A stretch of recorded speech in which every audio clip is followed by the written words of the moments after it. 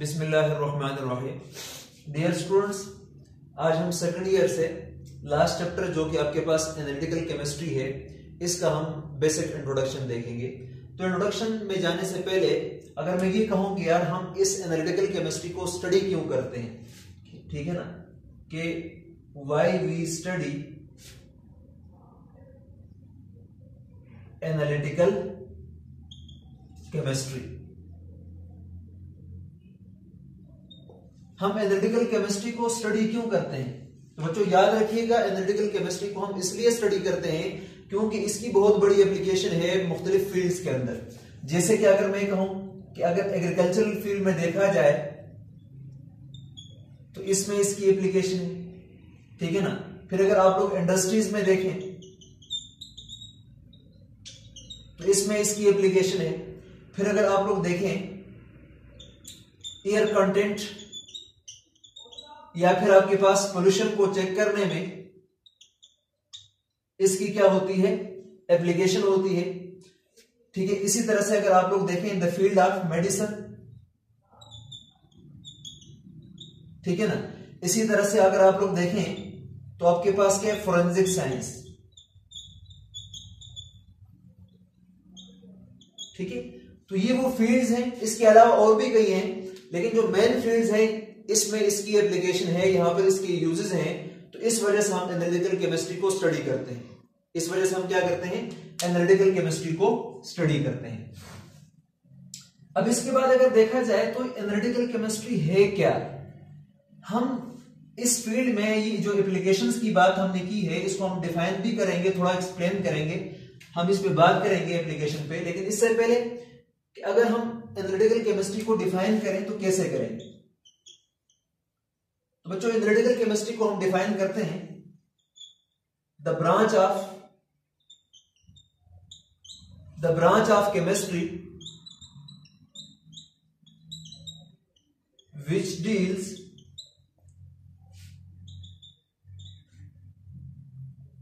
with the qualitative and quantitative analysis of matter, ठीक है ना। कोई भी सब्सटेंस के लिए केमिस्ट्री की वो ब्रांच है एनालिटिकल केमिस्ट्री जिसमें हम क्या करते हैं, किसी भी सब्सटेंस की क्वालिटेटिव और क्वांटिटेटिव एनालिसिस करते हैं, ठीक है ना।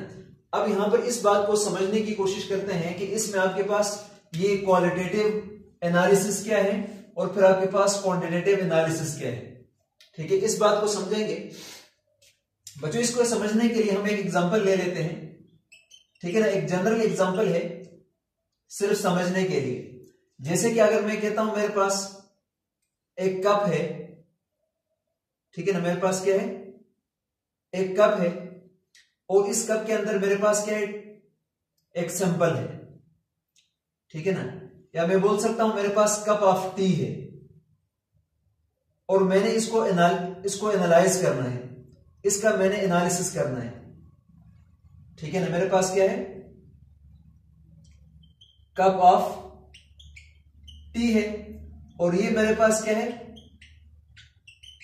सैंपल है, ठीक है ना। और सैंपल क्या होता है आपके पास, द सब्सटेंस, स्पेशली आपके पास अननोन होता है,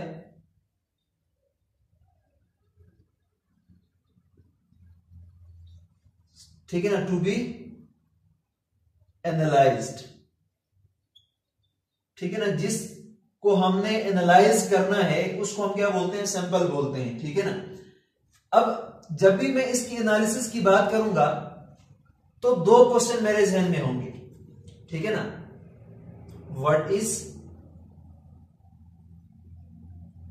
देयर, कि यहां पर आपके पास क्या है, ठीक है ना। तो मैंने कहा है कि आपके पास कप ऑफ टी है, तो इसको मैं दो तरह से एनालाइज कर सकता हूं। पहला क्वेश्चन मेरा ये होगा कि व्हाट इज देयर, ठीक है ना, या व्हाट टाइप ऑफ सब्सटेंस या कंपोनेंट इज देयर, किस किस्म के कंपोनेंट यहां पर है।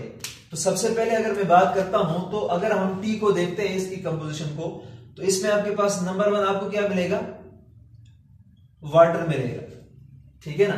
इसी तरह से अगर हम देखते हैं तो सेकंड कंपोनेंट इस टी में क्या हो सकता है, मिल्क हो सकता है, ठीक है ना। इसी तरह से मेरे पास थर्ड कंपोनेंट क्या हो सकता है, शुगर। इसी तरह से मेरे पास जो फोर्थ कंपोनेंट है वो क्या हो सकता है मेरे पास, टी लीव्स, ठीक है ना। ये मेरे पास कंपोनेंट है। तो मैंने देखा कि what is there in the cup, तो हमने ये देखा कि इसमें वाटर है, मिल्क है, शुगर है और आपके पास टी लीव्स है।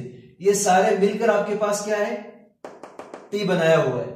तो इसका मतलब हमने ये तो एनालाइज कर लिया कि इसमें कौन कौन से कंपोनेंट प्रेजेंट है। तो मैंने कहा वाटर है, मिल्क है, शुगर है और आपके पास क्या है, टी लीव्स है। तो बेसिकली ये हम क्या बता रहे हैं, क्वालिटी बता रहे हैं, काइंड्स बता रहे हैं, टाइप्स बता रहे हैं। तो जब मैंने ये कंपोनेंट का नाम लिया है तो इट मीन मैंने क्वालिटी बताई है। अब व्हाट इज देयर का की जब भी बात आएगी तो इसका मतलब हम किसकी बात करेंगे, क्वालिटी की बात करेंगे। हम किसकी बात करेंगे, क्वालिटी की बात करेंगे, ठीक है ना। तो इस एनालिसिस, जब भी हम क्वालिटी की बात करेंगे तो इस एनालिसिस को हम क्या बोलते हैं, क्वालिटेटिव एनालिसिस बोलते हैं, ठीक है। इसको हम क्या बोलते हैं, क्वालिटेटिव एनालिसिस बोलते हैं। तो बच्चों क्वालिटेटिव एनालिसिस क्या है कि जब हम किसी भी कंपाउंड को इस तरह से एनालाइज करें कि हम आइडेंटिफाई करें कि उस सैंपल के अंदर कौन कौन से कंपोनेंट प्रेजेंट है या किस किस्म के एलिमेंट्स प्रेजेंट है, तो उसको हम क्या बोलते हैं, क्वांटिटेटिव एनालिसिस बोलते हैं। तो मैंने इस टी के अंदर ऑब्जर्व किया, देखा इसमें वाटर है, मिल्क है, शुगर है, टी है। अब तक मैंने अमाउंट की कोई बात नहीं की, जस्ट काइंड की बात कर रहा हूं, जस्ट टाइप्स की बात कर रहा हूं। तो इस तरह के एनालिसिस को मैं क्या बोलूंगा, क्वालिटेटिव एनालिसिस बोलूंगा। क्या बोलूंगा, क्वालिटेटिव एनालिसिस बोलूंगा। तो क्वालिटेटिव एनालिसिस में हम क्या करते हैं, क्वालिटेटिव एनालिसिस में we determine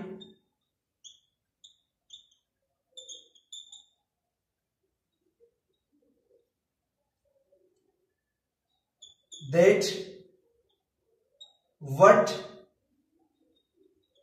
kind of particular component present in the mixture या in the sample, कि हमारा जो सैंपल है इसमें किस किस्म का पार्टिकुलर कंपोनेंट प्रेजेंट है।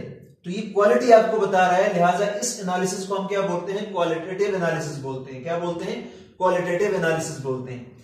अब बच्चों अगर मैं इसको एक और तरह से देख लूं, इसको मैं इस तरह से देखूं कि मैंने कहा कि यहां पर आपके पास ये जो कंपोनेंट प्रेजेंट है, जिसमें हमने बात की है कि आपके पास नंबर 1 इसमें क्या प्रेजेंट है, वाटर प्रेजेंट है।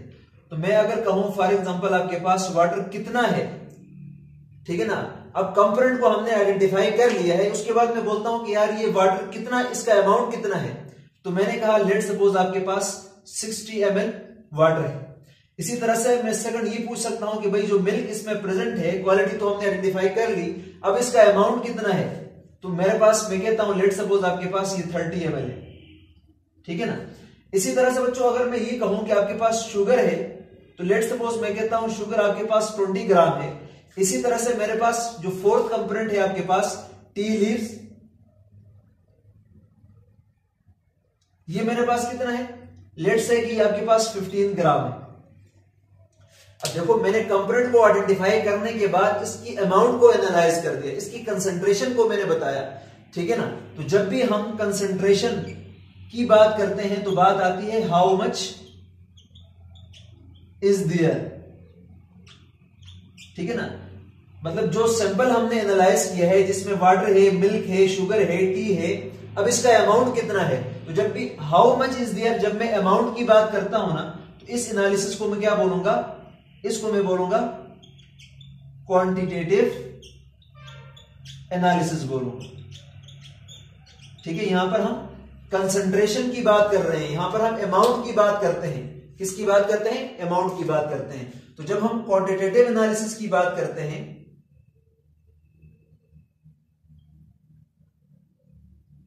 ठीक है, तो यहां पर हम क्या करते हैं, we determines the amount of particular substance, a particular component in the sample, ठीक है ना। तो जब मैं ये कहता हूं कि आपके पास हाउ मच इज दियर, तो मैं अमाउंट की बात कर रहा हूं, कंसंट्रेशन की बात कर रहा हूं। तो जब भी मैं कंसंट्रेशन की बात करूंगा उस पर्टिकुलर सब्सटेंस का या उसकी अमाउंट की बात करूंगा, तो इसको मैं क्या बोलूंगा, क्वांटिटेटिव एनालिसिस बोलूंगा। उसको मैं क्या बोलूंगा, क्वांटिटेटिव एनालिसिस। तो बच्चों क्वांटिटेटिव एनालिसिस क्या होता है आपके पास, जिसमें हम डिटरमाइन करते हैं, ठीक है ना, जिसमें हम अमाउंट की बात करते हैं पार्टिकुलर कंपोनेंट की जो इस सैंपल के अंदर प्रेजेंट है। तो आमतौर पर केमिस्ट्री के अंदर किसी भी कंपाउंड के अंदर या किसी मिक्सचर के अंदर हम कंपाउंड को डिटरमाइन करते हैं या कंपाउंड के अंदर एलिमेंट को डिटरमाइन करते हैं, ठीक है ना। इसके लिए हम वेरियस मेथड्स को यूज करते हैं। इसके लिए हम क्या यूज करते हैं, वेरियस मेथड्स को यूज करते हैं, ठीक है। और वो मेथड्स आपके पास कौन कौन से हैं,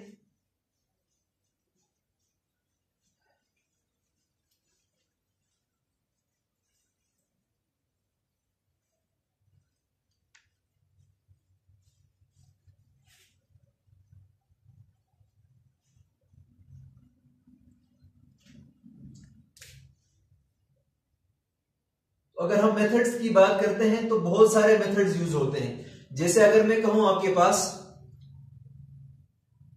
क्वालिटेटिव एनालिसिस के लिए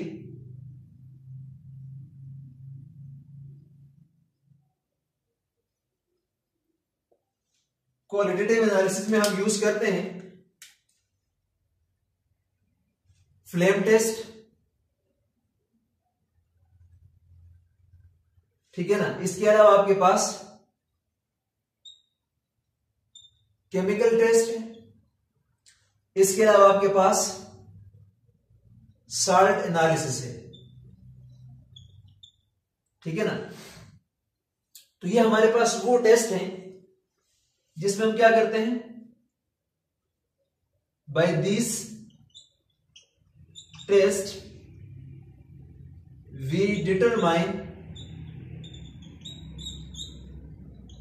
the quality of substance, the quality or kind of the substance, ठीक है ना। फ्लेम टेस्ट के जरिए, केमिकल टेस्ट के थ्रू, साल्ट एनालिसिस के थ्रू हम क्या करते हैं, उस सैंपल के अंदर किस किस्म का एलिमेंट है, किस किस्म के कंपोनेंट्स है, उसको डिटरमाइन करते हैं। तो इस तरह के एनालिसिस को हम क्या बोलते हैं, क्वालिटेटिव एनालिसिस बोलते हैं। और इसकी एग्जांपल आपके पास क्या है, फ्लेम टेस्ट है, केमिकल टेस्ट है, और आपके पास क्या है, साल्ट एनालिसिस है। तो दीज आर द मेथड्स, ठीक है ना, जिनको हम क्या बोलते हैं, क्वालिटेटिव मेथड्स बोलते हैं। तो ये आपके पास क्वालिटी को डिटरमाइन करते हैं। इसी तरह से अगर हम नेक्स्ट बात करते हैं किसका, क्वांटिटेटिव एनालिसिस के लिए जो हम मेथड यूज करते हैं वो आपके पास क्या है, क्वांटिटेटिव एनालिसिस में जो हम मेथड यूज करते हैं वो आपके पास क्या है, वॉल्यूमेट्रिक एनालिसिस है। और इसके अलावा आपके पास ग्रेविमेट्रिक एनालिसिस है, ठीक है ना।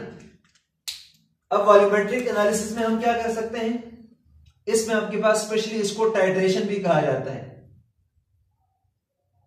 ठीक है ना, जिसमें आपके पास वेरियस टाइप्स हैं, जिसको हम आगे डिटेल में बात करेंगे कि वॉल्यूमेट्रिक एनालिसिस में हम क्या करते हैं, वॉल्यूम ऑफ अननोन सॉल्यूशन को डिटरमाइन करते हैं, ठीक है। आगे टाइट्रेशन की फिर वेरियस टाइप्स आती हैं वॉल्यूमेट्रिक एनालिसिस में। टाइट्रेशन के अंदर रिडॉक्स टाइट्रेशन है, ठीक है ना, प्रिसिपिटेशन मेथड है, डबल टाइट्रेशन है, बहुत सारे मेथड्स हैं जिसको हम यूज करते हैं। तो सिंपली अगर मैं यहां पर बात करता हूं तो यहां पर हम क्या डिटरमाइन करते हैं, ठीक है ना, वॉल्यूम को डिटरमाइन करते हैं, ठीक है ना। अब क्या करते हैं, वॉल्यूम को डिटरमाइन करते हैं। जबकि ग्रेविमेट्रिक एनालिसिस में हम क्या करते हैं, मास को मेजर करते हैं। इसमें हम क्या करते हैं, मास को मेजर करते हैं। तो बहरहाल वॉल्यूम को डिटरमाइन करना ये भी आपको क्या बता रहा है, एक अमाउंट बता रहा है। और इसी तरह से मास को मेजर करना कि हाउ मच इज देयर, तो ये आपके पास क्या है, ये भी अमाउंट को ही बता रहा है। तो जहां पर भी अमाउंट की बात आएगी, क्वांटिटी की बात आएगी, तो उसको हम क्या बोलेंगे, क्वांटिटेटिव एनालिसिस बोलेंगे। तो इसलिए बच्चों आपके पास वॉल्यूमेट्रिक एनालिसिस, इसी तरह से आपके पास ग्रेविमेट्रिक एनालिसिस, ये सारे के सारे आपके पास क्या हैं, क्वांटिटेटिव एनालिसिस के मेथड्स हैं। इसके अलावा हम एनालिटिकल केमिस्ट्री के अंदर स्ट्रक्चर को भी डिटरमाइन करते हैं, ठीक है ना। इस मकसद के लिए हम क्या यूज करते हैं, स्पेक्ट्रोस्कोपिक टेक्निक यूज करते हैं, जिनको हम इंस्ट्रूमेंटल एनालिसिस भी होता है जो हम एनालिटिकल केमिस्ट्री के अंदर हम करते हैं। तो आगे हम पढ़ेंगे इंस्ट्रूमेंटल एनालिसिस को भी, ठीक है। तो एनालिटिकल केमिस्ट्री में जब हम क्वांटिटी और क्वालिटी डिटरमाइन करने के बाद हम उसका स्ट्रक्चर भी डिटरमाइन करते हैं, जिसको स्ट्रक्चर एनालिसिस कहा जाता है, तो वो भी हम एनालिटिकल केमिस्ट्री के अंदर कर सकते हैं, ठीक है।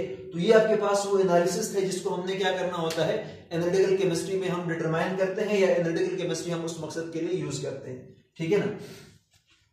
अब बात करते हैं थोड़ी सी इसकी एप्लीकेशन पे, शॉर्ट। अगर हम एप्लीकेशन की बात करें तो एप्लीकेशन में अभी हमने बात की थी कि हम इसको वेरियस फील्ड में यूज करते हैं, ठीक है ना। तो वेरियस फील्ड में इसको कैसे यूटिलाइज किया जाता है, इसको हमने देखना है, ठीक है ना। तो सबसे पहले हमने बात की थी एग्रीकल्चर में, ठीक है ना। अब एग्रीकल्चर में हम क्या यूज करते हैं, सॉइल कार्ड यूज करते हैं, ठीक है ना। अब सॉइल कार्ड में क्या होता है, क्या किया जाता है, मिनरल कंटेंट को डिटरमाइन किया जाता है, ठीक है ना। बच्चों ये आपके पास एक ऐसा कार्ड होता है, ठीक है ना, जो गवर्नमेंट की तरफ से फार्मर्स को मिलता है। उस कार्ड के अंदर जो मिनरल कंटेंट है उनकी जमीन का, उसको डिटरमाइन किया जाता है। अब सॉइल में क्या चीज देखा जाता है, ठीक है ना, इसमें देखा जाता है मिनरल्स को, जैसे आपके पास नाइट्रोजन है, ठीक है ना, जैसे आपके पास फास्फोरस है, ठीक है ना। मतलब सॉइल को दो तरह से एनालाइज करेंगे, एक ये देखेंगे कि उस सॉइल के अंदर कौन कौन से कंपोनेंट प्रेजेंट है जो प्लांट्स की या डिफरेंट क्रॉप्स की ग्रोथ के लिए जरूरी है, ठीक है ना। अब लेट्स सपोज आपके पास किसी ऐसा सॉइल है जिसमें नाइट्रोजन और फास्फोरस की कंसंट्रेशन ज्यादा है। लेट्स से कि मैं कहता हूं कि यहां पर आपके पास कोई ऐसा फसल है, जिस तरह की गंदम है आपके पास, जो नाइट्रोजन और फास्फोरस की प्रेजेंस में बेस्ट ग्रो कर सकता है, तो हम उसी जमीन पर उस तरह की फसल को ग्रो करते हैं। ये मैं वैसे कह रहा हूं, मुझे नहीं पता एग्जैक्ट कि आपके पास कौन सा फसल किस कंपोनेंट की प्रेजेंस में अच्छा ग्रो करता है। तो इस तरह से हम सॉइल की क्वालिटी को डिटरमाइन करते हैं और उस सॉइल में फिर हम क्या करते हैं, उसी तरह की फसल को ग्रो करवाते हैं। तो इस तरह से एग्रीकल्चर में इसका ये एप्लीकेशन है, ठीक है ना। सेकंड अगर हम बात करते हैं तो हमने बात की थी किसमें, एयर कंटेंट को हम डिटरमाइन करते हैं। अब एयर कंटेंट में हम क्या करते हैं, हम पोल्यूशन को डिटरमाइन कर सकते हैं कि आपके पास हम क्या करेंगे, किसी भी एयर का हम सैंपल लेंगे, ठीक है ना। अब किसी भी चीज को डिटरमाइन करने के लिए जरूरी नहीं है कि हम उस टोटल को ले लें, उसका थोड़ा सा सैंपल लेके इसको टेस्ट किया जाता है।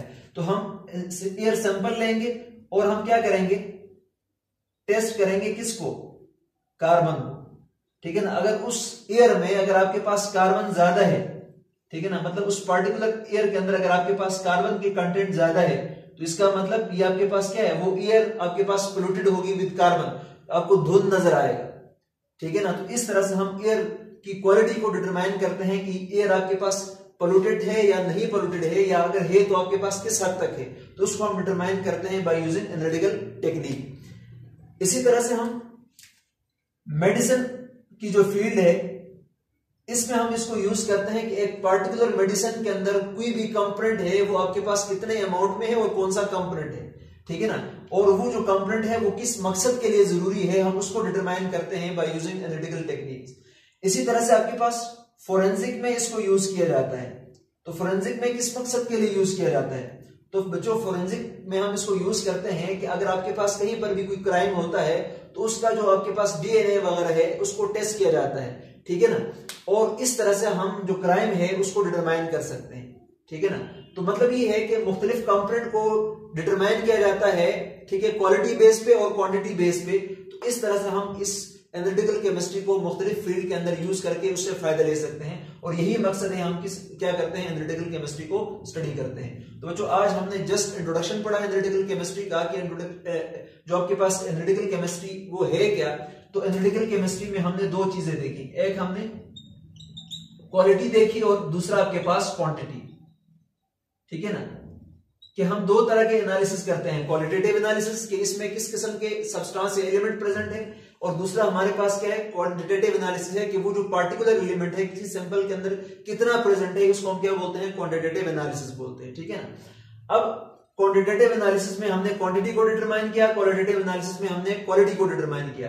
अब क्वालिटेटिव एनालिसिस के लिए भी हमारे पास वेरियस मेथड है, जैसे फ्लेम टेस्ट है, जैसे केमिकल टेस्ट है, साल्ट हाइड्रोलिसिस है, वगैरह वगैरह। इसी तरह से क्वांटिटेटिव एनालिसिस में हम वॉल्यूमेट्रिक एनालिसिस यूज करते हैं, जिसमें टाइट्रेशन के सारे टाइप्स आ जाते हैं। इसी तरह से आपके पास ग्रेविमेट्रिक एनालिसिस है, जिसमें हम मास को मेजर करते हैं कि कितना मास उस सब्सटेंस का प्रेजेंट है। ठीक है ना। इसके बाद हमने इसकी एप्लीकेशन की बात की कि भाई आपके पास किसी भी सॉइल के अंदर मिनरल्स कंटेंट को डिटरमाइन करने के लिए हम एनालिटिकल केमिस्ट्री को यूज करते हैं। फिर इसी तरह से इंडस्ट्रीज को यूज किया जाता है यील्ड ऑफ प्रोडक्ट को फाइंड करने के लिए कि इसमें किस किस्म का प्रोडक्ट बना है और आपके पास कितने मिकदार में बना है। इसी तरह से हमने पोल्यूशन की बात की कि भाई हम एयर के अंदर इसकी कंटेंट को डिटरमाइन कर सकते हैं कि इस एयर के अंदर किस किस्म का कंटेंट प्रेजेंट है और कितना प्रेजेंट है, वो एयर कितना पोल्यूटेड है, कम है या ज्यादा है। इसी तरह से हमने मेडिसिन की बात की कि किसी भी मेडिसिन के अंदर एक पार्टिकुलर कंपोनेंट जो बॉडी के लिए रिक्वायर्ड होता है वो कितना प्रेजेंट है और किस किस्म का है। इसी तरह से फिर हमने फोरेंसिक में इसकी एप्लीकेशन देखी, तो ये सारी इसकी क्या है, एप्लीकेशन है। तो बच्चों स्टार्ट से लेकर एंड तक जरूर देखना है और इसको अपने पास लिखना भी है, नोट भी करना है। Thank you very much.